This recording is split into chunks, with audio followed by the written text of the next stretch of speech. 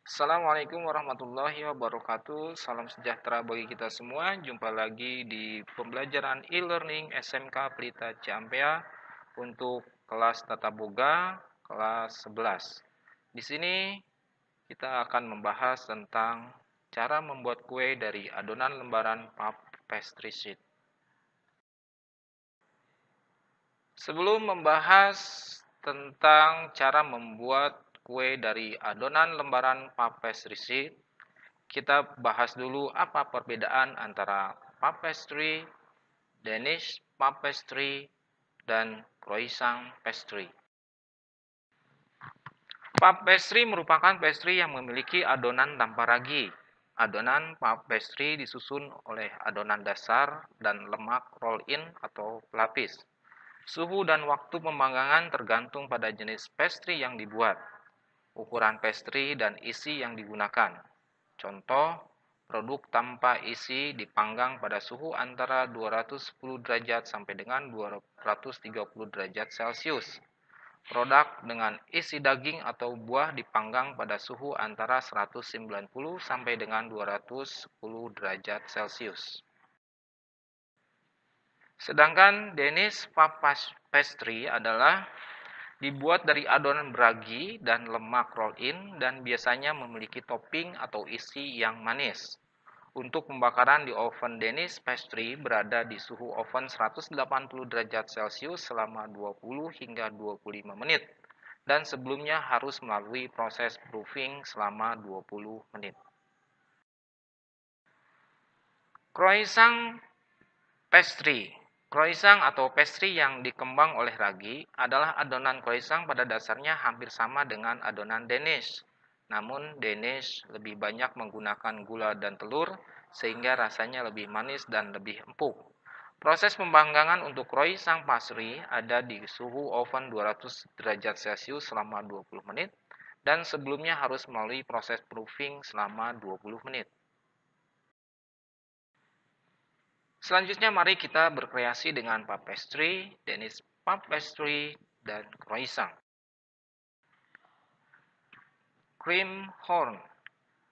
Varian pastry ini memiliki bentuk unik seperti tanduk unicorn dan biasanya diisi dengan varian cream. Untuk menghasilkan bentuk tanduk, hanya perlu memotong adonan dalam bentuk lembaran kecil atau strip. Setelah itu memerlukan cetakan pastry berbentuk cone kerucut yang bisa dibuat menggunakan aluminium foil. Selanjutnya, cukup bungkus cetakan dengan lembaran pastry dan kemudian dipanggang selama kurang lebih 15 menit hingga berwarna coklat keemasan. Napoleons.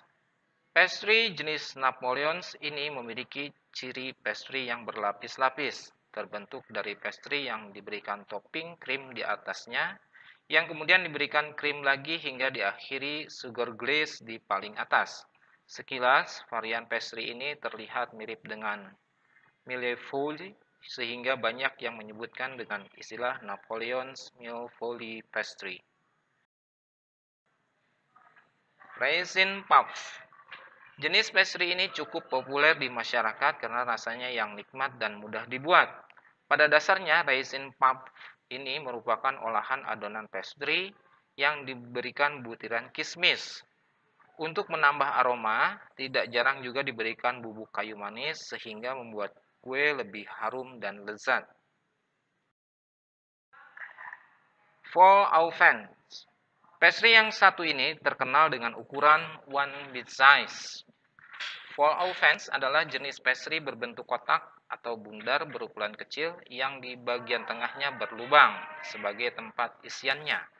Keunikan dari jenis pastry ini adalah isiannya yang savory, biasanya diisi dengan daging, seafood, sayuran, hingga topping mayones dan saus. Freeform tarts. Freeform tarts merupakan jenis pastry yang teksturnya mirip dengan gelato. Sekilas bentuknya mirip dengan pie. Freeform tarts bisa juga dikatakan sebagai gelato yang menggunakan kulit pastry.